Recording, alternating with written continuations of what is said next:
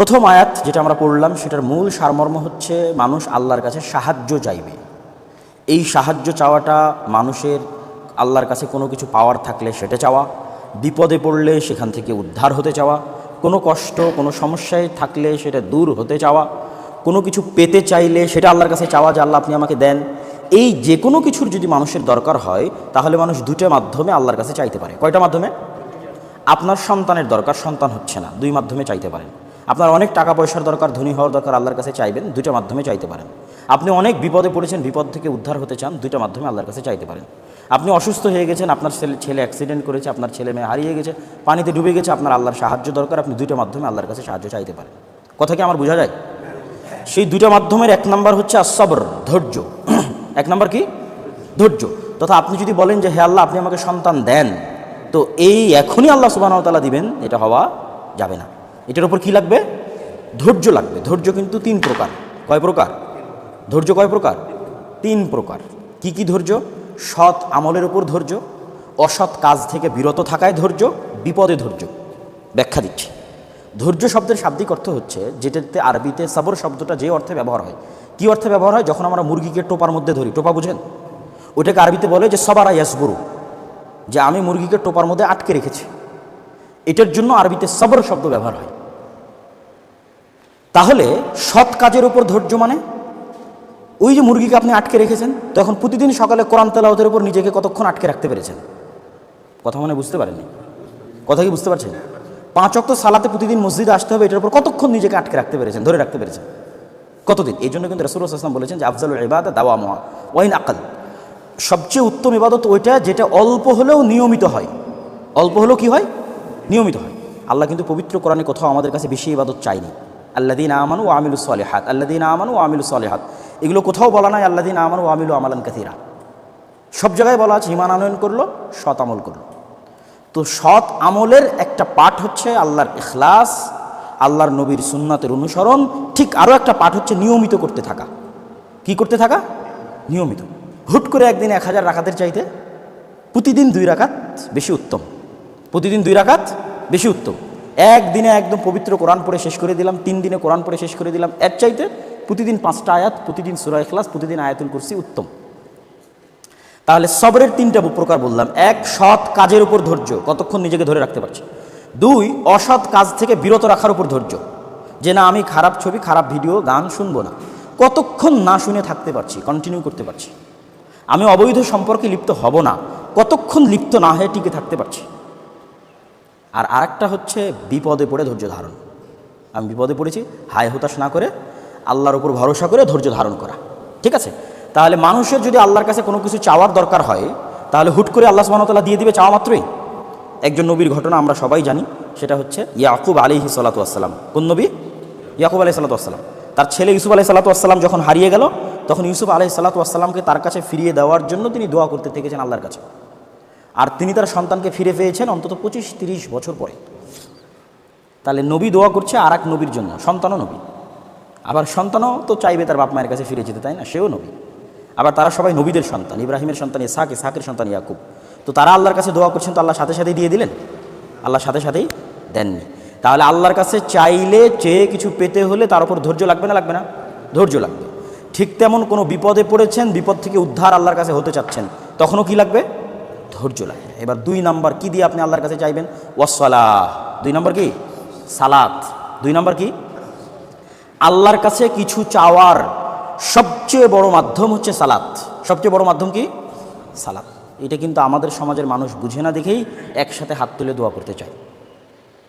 কি বুঝলেন আমার এই বাক্য? আল্লাহর কাছে আল্লাহ চাইতে বলছে কিসের মাধ্যমে? একটু কথা বলেন, কিসের মাধ্যমে? সালাতের মাধ্যমে।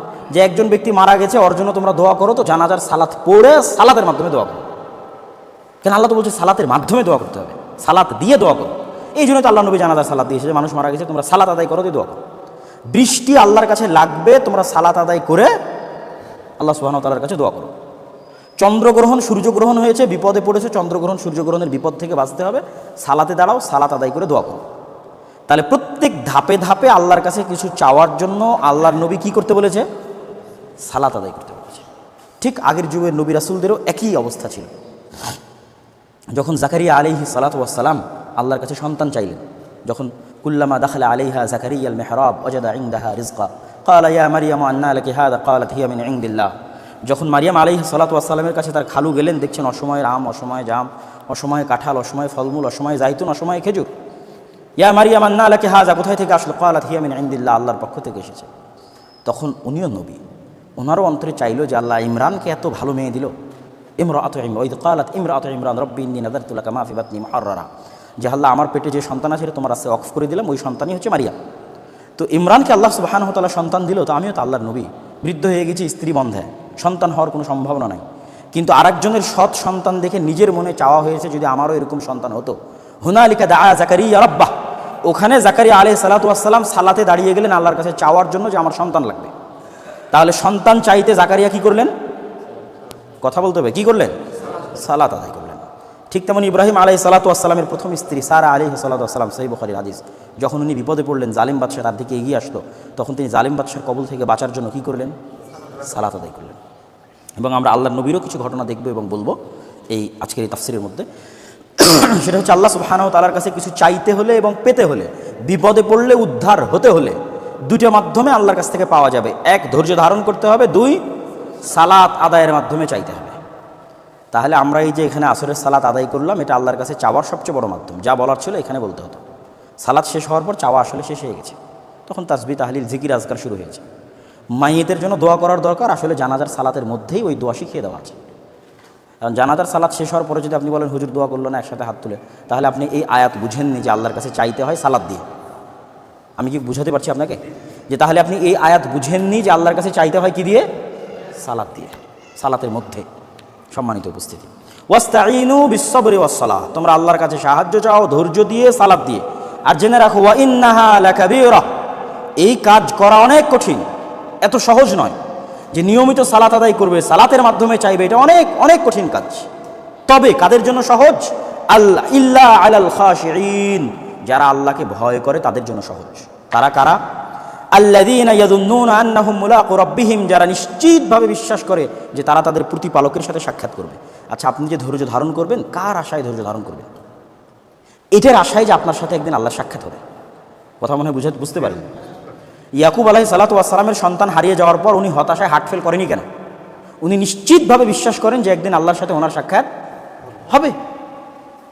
এই বিশ্বাসই তো ওনাকে বাঁচিয়ে রেখেছে, এই বিশ্বাসেই তো উনি ধৈর্য ধারণ করতে পেরেছেন, এই বিশ্বাসেই তো উনি সালাতের মাধ্যমে, দোয়ার মাধ্যমে আল্লাহর কাছে দোয়া করতে থেকেছেন। কেননা দুনিয়াতেই কিছু আদায় করে নেওয়া সফলতা নয়, বরং আল্লাহ সুবহানাহু ওয়া তাআলার সাথে যে আপনার সাক্ষাৎ হবে, এই নিশ্চিত বিশ্বাস আপনাকে পৃথিবীর যে কোনো বিপদে ধৈর্য দিতে পারে।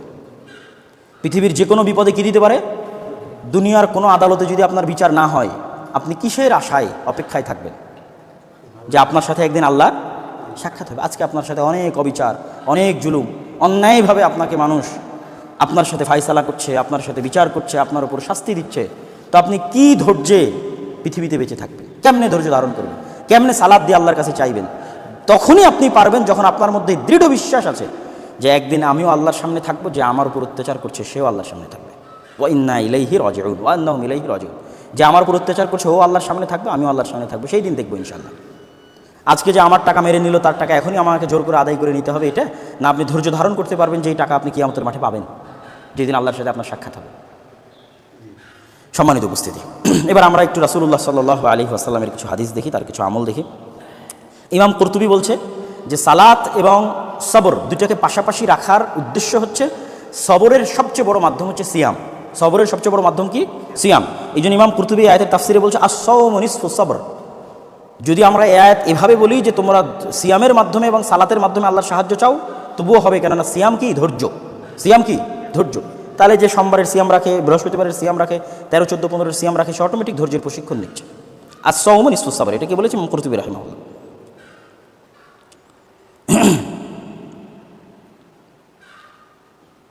আর আমরা যে প্রকারগুলো বললাম, যেমন এই যে ওমর ইবনুল খাত্তাব রাদিয়াল্লাহু তাআলা আনহুর একটা কওল এখানে দেওয়া আছে তাফসীর ইবনে কাসিরে, আস-সাবরু সাবরান, ধৈর্য হচ্ছে দুই প্রকার। সাবর আনিল মুসিবাহ, বিপদ থেকে ধৈর্য, ওয়াস সাবরু আন মাহারিমিল্লাহ, আল্লাহর হারাম থেকে বিরত থাকার ক্ষেত্রে ধৈর্য।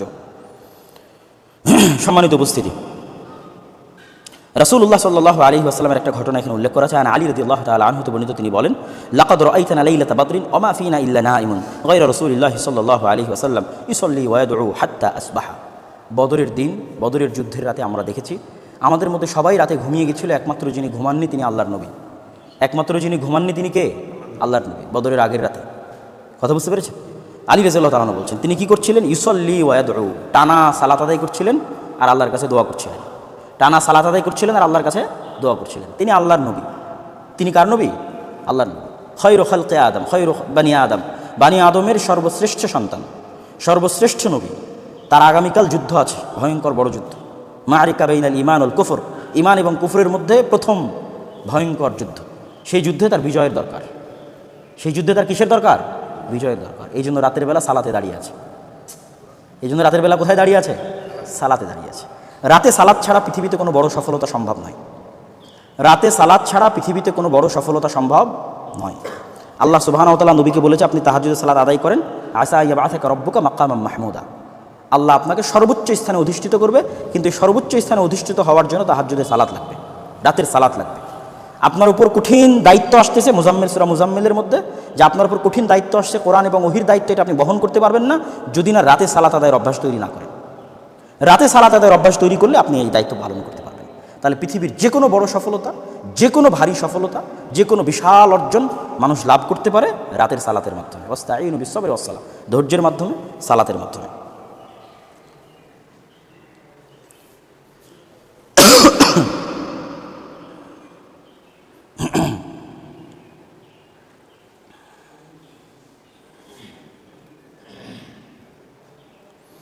আমরা তারপরের আয়াতে চলে যাই। তারপরের আয়াতে আল্লাহ সুবহানাহু ওয়া তাআলা বলছেন, এই আয়াতের সংক্ষিপ্ত তাফসীর করে আমরা আমাদের মূল বক্তব্যে প্রবেশ করব ইনশাআল্লাহ।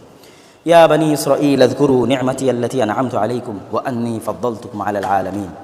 আবার আল্লাহ বানি ইসরাঈলদের কথা বলা শুরু করলো, এটা দ্বিতীয়বার হলো। এর আগে আরেকবার আল্লাহ বলে নিয়েছে এই আয়াতে একটু পরিবর্তনের সাথে, হে বানি ইসরাঈলেরা তোমরা স্মরণ করো ওই নিয়ামতের কথা যে নিয়ামত আল্লাহ তোমাদের উপর দিয়েছে এবং তোমাদেরকে পৃথিবীবাসীর উপর শ্রেষ্ঠত্ব দিয়েছে। তখনও ওই তাফসীরের সময় আমরা বলেছিলাম এবং আজকেও বলছি, আল্লাহর দাওয়াতি মূলনীতি হচ্ছে মানুষকে সম্মানের সাথে সম্বোধন করা। কিসের সাথে সম্বোধন করা? আল্লাহ চাইলে বানু ইসরাঈলকে এই কাফের, এই মুশরিক, এগুলো বলে সম্বোধন করতে পারতেন। এই যারা নবীকে হত্যা করেছে, বানু ইসরাঈলরা কিন্তু আগে অনেক নবীকে হত্যা করেছে, জাকারিয়া, ইয়াহইয়া সহ আগের বহু নবীকে হত্যা করেছে। এই তোমরা যারা আল্লাহর সাথে নিমক হারামি করেছো, মুসা আলাইহিস সালামের সাথে তারা নিমক হারামি করেছে, তাদেরকে আল্লাহ সমুদ্র থেকে বাঁচিয়ে দিল। তখন বলছে যে যাও ফিলিস্তিনে যুদ্ধ করো, বলছে ইযহাব আনতা ওয়া রাব্বুক, আপনি যান আর আপনার আল্লাহ যান, গিয়ে যুদ্ধ করেন, আমরা পারবো না। এরকম অসংখ্য নিমক হারামি আছে যেগুলো আল্লাহ বলবে।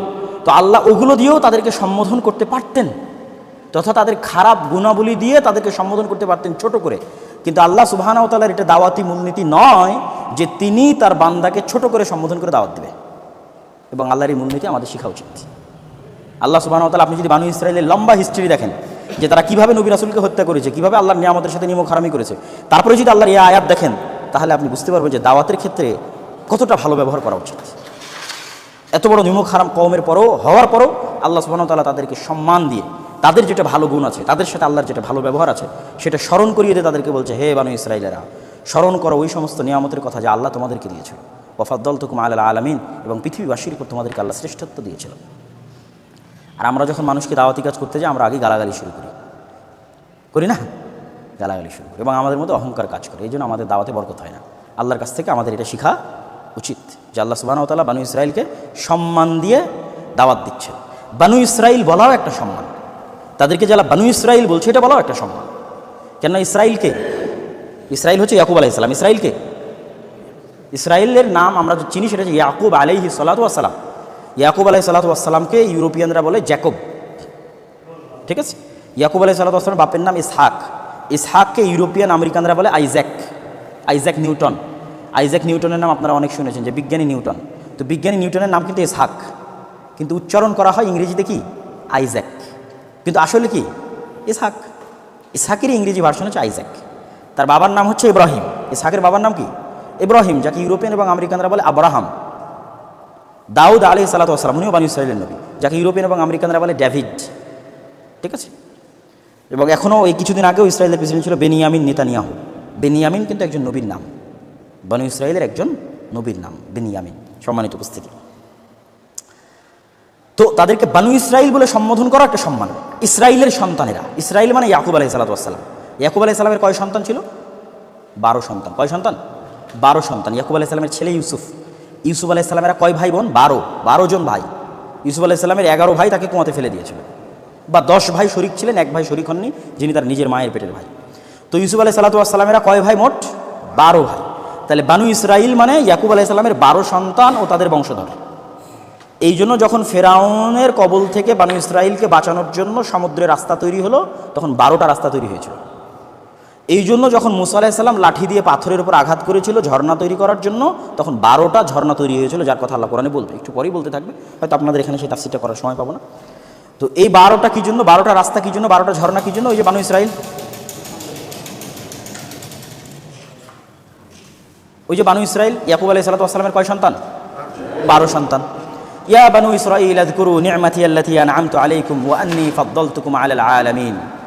হে বানু ইসরাইলেরা তথা হে ইয়াকুব আলাইহিস সালামের 12 সন্তান এবং তাদের বংশধরেরা, তোমরা আল্লাহর নিয়ামতকে স্মরণ করো। আল্লাহ তোমাদেরকে পৃথিবীতে শ্রেষ্ঠত্বের জায়গা দিয়েছিল, সারা দুনিয়াবাসীর উপর শ্রেষ্ঠত্ব দিয়েছিল। তার মানে কিন্তু এই নয় যে তারা এখনও সমগ্র দুনিয়ার উপর শ্রেষ্ঠ, এটা কখনোই নয়। এটা তাদের যুগের আলোকে, তাদের সময়ের আলোকে, তাদের যুগে তাদের সময়ে আল্লাহ তাদেরকে কি দিয়েছিল? শ্রেষ্ঠত্ব দিয়েছিল। আপনারা আরেকটু কাছে না আসলে বুঝতে পারবেন না, ফ্যানের বাতাসে। কিন্তু সর্বশ্রেষ্ঠ যদি আমরা বলি যে সকল উম্মতের উপর শ্রেষ্ঠ, বানু ইসরাইলের চেয়েও শ্রেষ্ঠ, সেটা হচ্ছে উম্মতে মুহাম্মাদি। সেটা কারা? উম্মতে মুহাম্মাদি। কুনতুম খায়রা উম্মাতিন উখরিজাত লিন-নাস, যেটা আরেকটা হাদিসে রাসূলুল্লাহ সাল্লাল্লাহু আলাইহি ওয়াসাল্লাম বলেছেন যে আল্লাহ সুবহানাহু ওয়া তাআলার যত উম্মত তিনি পৃথিবীতে প্রেরণ করেছেন, আনতুম খায়রুহা ওয়া আকরামুহা, হে উম্মতে মুহাম্মাদি তোমরা তাদের মধ্যে সর্বশ্রেষ্ঠ এবং সবচেয়ে সম্মানিত। তাহলে বানু ইসরাইলকে যে আল্লাহ বললেন যে তোমাদেরকে আল্লাহ পৃথিবীতে শ্রেষ্ঠত্ব দিয়েছিলেন, এটা তাদের নির্দিষ্ট সময় পর্যন্ত, তাদের সময় পর্যন্ত, তাদের কালে, তাদের যুগে। এখন সকল কওম, সকল উম্মতের চেয়ে সর্বশ্রেষ্ঠ কারা? উম্মতে মুহাম্মাদি, মুহাম্মদ সাল্লাল্লাহু আলাইহি ওয়াসাল্লামের উম্মত। সম্মানিত উপস্থিতি, এরপরে আল্লাহ সুবহানাহু ওয়া তাআলা বলছেন ওয়াত্তাকু ইয়াওমান লা তাজজি নাফসুন আন নাফসিন শাইআ ওয়ালা ইউকবালু মিনহা শাফাআতুন ওয়ালা ইউখাযু মিনহা আদল ওয়ালা হুম ইউনসারুন। আমরা শুধু এই আয়াতের অনুবাদ এবং সংক্ষিপ্ত তাফসীর করে আমাদের মূল আলোচনার দিকে এগিয়ে যাব ইনশাআল্লাহ। ওয়াত্তাকু ইয়াওমান, তোমরা ভয় করো ওই দিনকে, লা তাজজি নাফসুন আন নাফসিন, যেই দিন কোনো ব্যক্তি কোনো ব্যক্তির কাজে আসবে না। তোমরা ভয় করো ওই দিনকে, যেই দিন কোনো ব্যক্তি কোনো ব্যক্তির কাজে আসবে না। ওয়ালা ইউকবালু মিনহা শাফাআহ, যেই দিন কারো সুপারিশ কাজে আসবে না। ওয়ালা ইউখাযু মিনহা আদল, যেই দিন কোনো বদল চলবে না। কি চলবে না? কোনো কারেন্সি থাকবে না, কোনো মুদ্রা থাকবে না, যেটা দিয়ে আপনি আপনার কোনো কিছুর কাফারা, কোনো কিছুর বদল, কোনো কিছুর পরিশোধ করবেন, এটা থাকবে না। টাকাও থাকবে না, রিয়ালও থাকবে না, ডলারও থাকবে না, কোনো বদল থাকবে না। সেই দিন যা চেঞ্জ হবে, এক্সচেঞ্জ হবে গুনাহার নেকি, যা অদল বদল হবে তা কি? গুনাহার নেকি। ওয়ালা ইউখাযু মিনহা আদল, সেই দিন কোনো টাকা পয়সা, ধন দৌলত, এগুলো কারেন্সি, মুদ্রা হিসেবে গ্রহণযোগ্য হবে না, ইনভ্যালিড হয়ে যাবে, মানে ভ্যালিডিটি শেষ হয়ে যাবে। এই টাকার পাওয়ার দুনিয়া পর্যন্তই শেষ। এই টাকা কিয়ামতের দিন ইনভ্যালিড। সেই দিন সবচেয়ে পাওয়ারফুল কী হবে? আপনার নেকি আর আপনার গুনাহ। যা এক্সচেঞ্জ হবে মানুষের মধ্যে কিয়ামতের মাঠে বিচার করতে গিয়ে, ফায়সালা করতে গিয়ে জরিমানা লাগাবে আল্লাহ, তখন জরিমানা আদায় হবে কি দিয়ে? গুনাহ অথবা নেকি দিয়ে। আর এই আদালতে জরিমানা লাগলে টাকা পয়সা দিয়ে আদায় করা সম্ভব এবং আল্লাহ মেনে নেবে।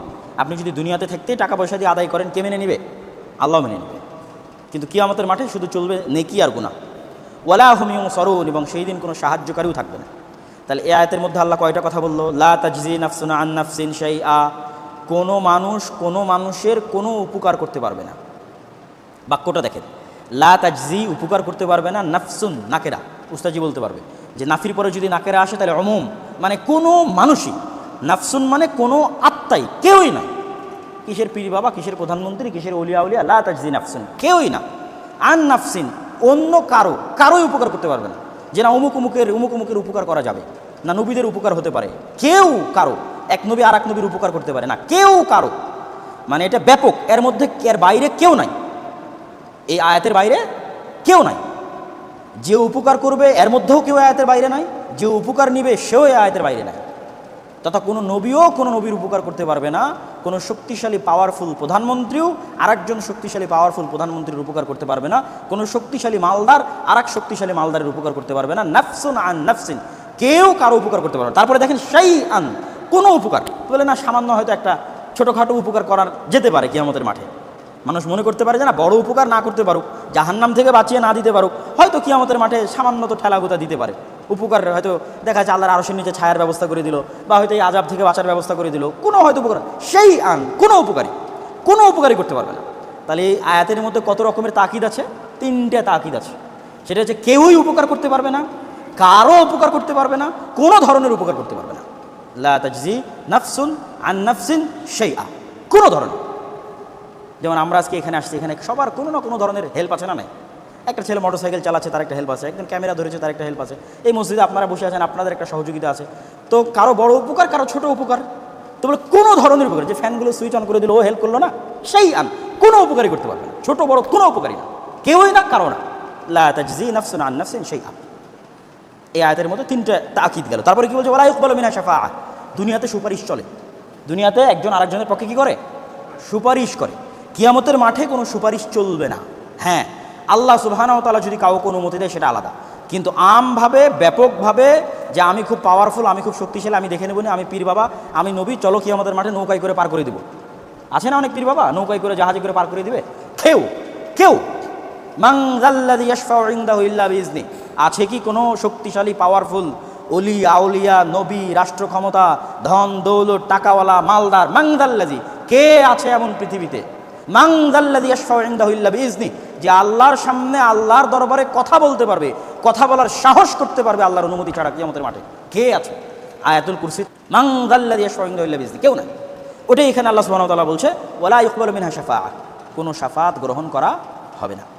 ওয়ালা ইউখাযু মিনহা আদল, কোনো মুদ্রা থাকবে না বদলের জন্য। ওয়ালা হুম ইনসারুন, এবং কেউ কারো কোনো সাহায্য করতে পারবে না।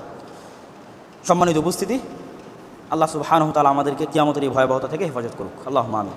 এবং যেই দিন এরকম কোনো সাহায্যকারী থাকবে না, কেউ কারো উপকার করতে পারবে না, সেই দিন আসার আগেই যেন আমরা তার প্রস্তুতি নিতে পারি, আল্লাহুম্মা আমিন।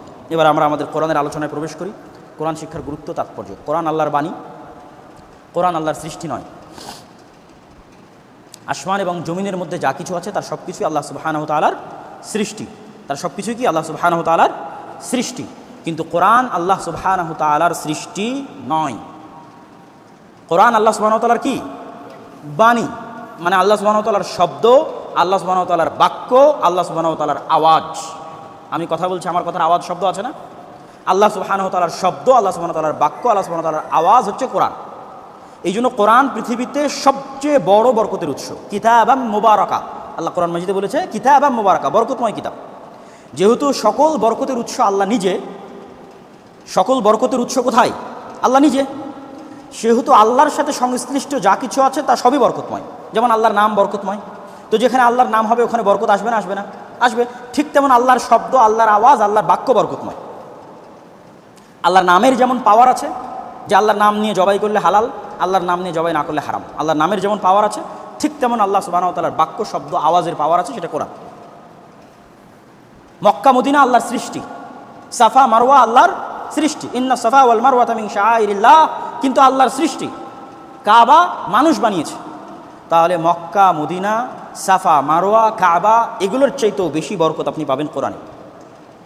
কেন? কোরআন সরাসরি আল্লাহর সাথে ডাইরেক্টলি কানেক্টেড, আল্লাহর জাত এবং সত্তার সাথে।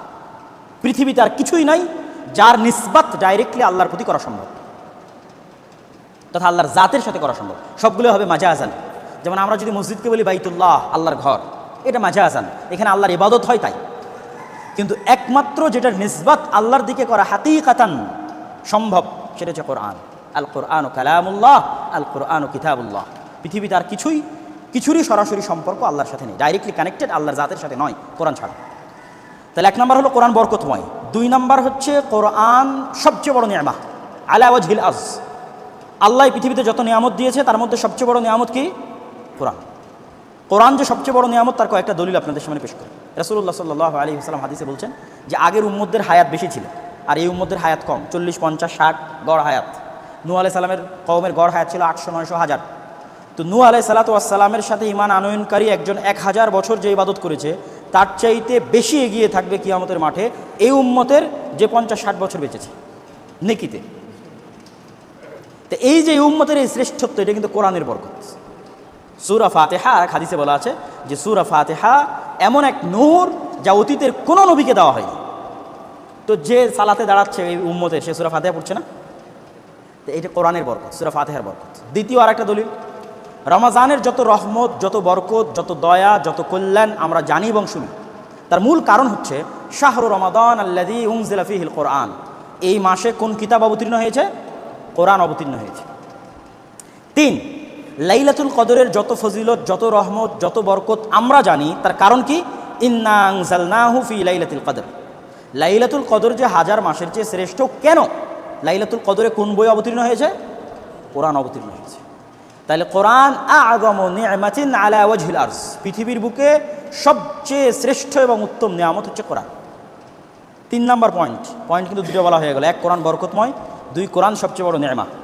3, নেয়ামত যত বড়, অবমূল্যায়নের শাস্তি তত বড়।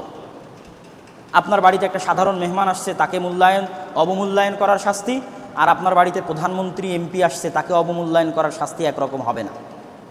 আপনি একটা রিক্সা চালককে মেহমানদারি ভালো মতন করলে নাও আপনার কিছু করতে পারবে না, কিন্তু একটা প্রধানমন্ত্রীকে ডেকে নিয়ে এসে আপনি ভালো মতন মেহমানদারি না করলে ঝামেলায় পড়বেন না? তো নেয়ামত অনেক বড়। তো বড় নেয়ামতের অবমূল্যায়নের শাস্তিও বড়। আপনার বাড়িতে কোরআন আছে, আপনার গ্রামে কোরআন আছে, আপনার শহরে কোরআন আছে, অনেক বড় নেয়ামত, কিন্তু এর অবমূল্যায়নের শাস্তিও বড়। কি শাস্তি সেটা এবার বলব। রাসূলুল্লাহ সাল্লাল্লাহু আলাইহি ওয়াসাল্লাম বলছেন, ইন্নাল্লাহা ইয়ারফাউ বিহাযাল কিতাবি আকওয়ামান ওয়া ইয়াদাউ বিহি আখারিন। আল্লাহ এই কিতাব দিয়ে এই উম্মতের একটা অংশকে পৃথিবীর সবচেয়ে উন্নত স্থানে পৌঁছে দিয়েছে, আর এই কিতাব দিয়ে এই উম্মতের একটা অংশকে সবচেয়ে নিচের স্থানে নামিয়ে দিয়েছে। এই কিতাব দিয়ে ব্যাখ্যা কি? এই উম্মতের যে অংশ এই কিতাবকে মূল্যায়ন করেছে, যত দূর মূল্যায়ন করেছে, ওরা তত উপরে উঠে গেছে। রোম আর পারস্য ওদের পায়ের নিচে ধ্বংস হয়ে গেছে কোরআনকে মূল্যায়নের কারণে। আর এই উম্মতের আমরা যারা আছি, আমাদের গ্রামে কেউ কোরআন পড়ে না, সমাজে কেউ কোরআন জানে না, মসজিদে কেউ কোরআন তেলাওয়াত করে না, কেউ কোরআন শিখতেও চায় না। তাহলে আমাদেরকে আল্লাহ নামিয়ে দিয়েছেন এবং আমরা আযাব এবং গজবের শিকার হব। নামিয়ে দেওয়া মানে কি? সেটাই। এই আযাব এবং গজব কেমন হবে? আমরা যখন বলি আল্লাহর আযাব এবং গজব আসতে পারে, তখন আমরা মনে করি হয়তো ভূমিকম্প, আমরা মনে করি ঝড় বৃষ্টি, আমরা মনে করি হয়তো আগুন, পাথরের বৃষ্টি, নূহ আলাইহিস সালামের কওমের মতো বন্যা, লূত আলাইহিস সালামের কওমের মতো শহরকে উল্টিয়ে দেওয়া। না, কোনো প্রাকৃতিক দুর্যোগ দিয়ে আল্লাহ উম্মতে মুহাম্মাদীকে ধ্বংস করবেন না। এটা রাসূলুল্লাহ সাল্লাল্লাহু আলাইহি ওয়াসাল্লামের দোয়া আল্লাহর নিকটে। তাহলে এই উম্মতের উপর আযাব এবং গজব প্রাকৃতিক দুর্যোগ দিয়ে আসবে না। এই উম্মতের উপর আযাব এবং গজব কী দিয়ে আসবে? এই উম্মতের উপর আল্লাহ বিধর্মীদের চাপিয়ে দিবে। এবং ক্ষুধার্ত যেমন খাবার প্লেটের উপর ঝাঁপিয়ে পড়ে, বিধর্মীরা তেমন এই উম্মতের উপরে ঝাঁপিয়ে পড়বে। আর পাখির মতো গুলি করে হত্যা করলেও কোনো দাম থাকবে না, আগুনে পুড়িয়ে মারলেও কোনো দাম থাকবে না, আর বম দিয়ে উড়িয়ে দিলেও কোনো দাম থাকবে না। এটাই এই উম্মতের উপর আযাব এবং গজব। ওই যে কিতাবের কারণে নিচে নামিয়ে দিবে, কিতাবকে মূল্যায়ন করে না, মানে কিতাবের মূল্যায়নের সাথে আমাদের মূল্যায়ন সম্পৃক্ত। আমাদের সমাজে, আমাদের দেশে কিতাবের দাম যেমন, মানে আল্লাহর কিতাবের কোরআনের দাম যেমন, আমাদের মান সম্মান পৃথিবীতে তেমন। সোজা একদম সিম্পল মূলনীতি। তো রোহিঙ্গারা যদি আল্লাহর কিতাব এবং আল্লাহর নবীর সুন্নাত ছেড়ে দেয়, তার মানে এটা নয় যে আরাকানকে আল্লাহ মাটির নিচে ধসিয়ে দেবে। তার মানে হচ্ছে বৌদ্ধদেরকে তাদের উপর চাপিয়ে দেবে। তো বৌদ্ধরা তাদের সাথে কেমন ব্যবহার করবে, কেমন মূল্যায়ন করবে, কেমন খাতিরদারি করবে? যেমন খাতিরদারি, যেমন মূল্যায়ন তারা কোরআন আর আল্লাহর নবীর সুন্নাতের সাথে করেছে। ইন্নাল্লাহা ইয়ারফাউ বিহাযাল কিতাবি আকওয়ামান ওয়া ইয়াদাউ বিহি আখারিন। তাহলে আমরা প্রথম পয়েন্ট বললাম কোরআন বরকতময়, 2 নম্বর পয়েন্ট বললাম কোরআন অনেক বড় নেয়ামত, 3 নম্বর পয়েন্ট বললাম নেয়ামত যত বড় অবমূল্যায়নের শাস্তি তত বড়। 4 নম্বর পয়েন্ট, কোরআন ভয়ঙ্কর।